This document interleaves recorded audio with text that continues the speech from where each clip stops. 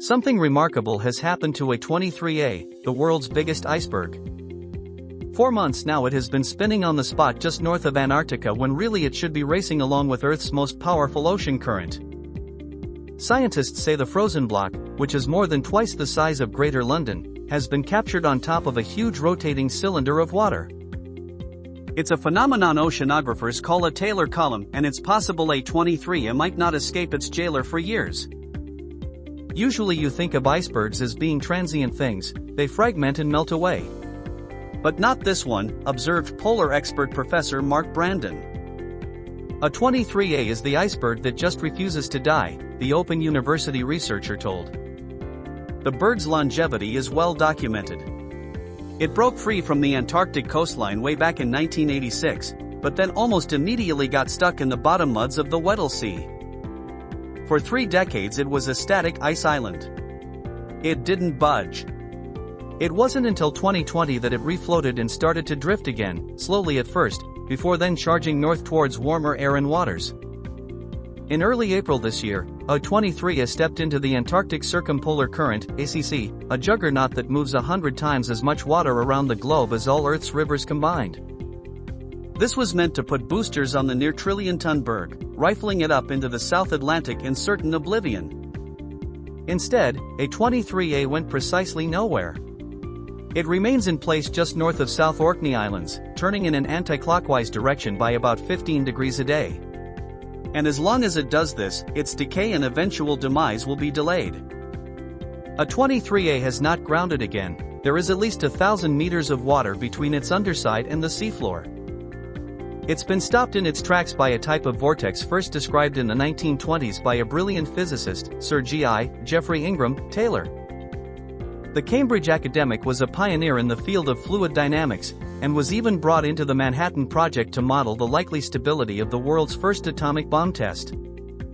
Professor Taylor showed how a current that meets an obstruction on the seafloor can, under the right circumstances, separate into 2 distinct flows, generating a full-depth mass of rotating water between them.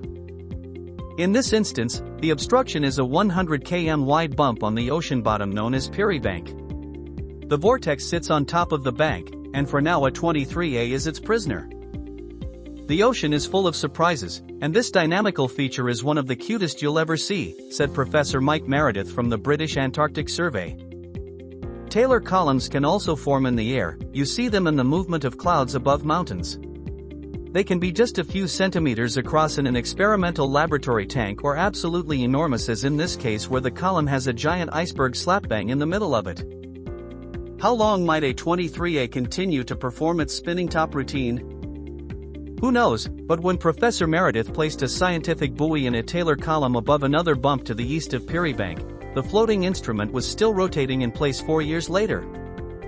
A23a is a perfect illustration of the critical importance of understanding the shape and topography of the seafloor.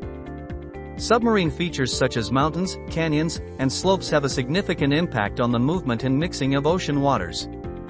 These underwater structures play a crucial role in directing water currents and influencing the distribution of nutrients, which are essential for sustaining biological activity in the ocean.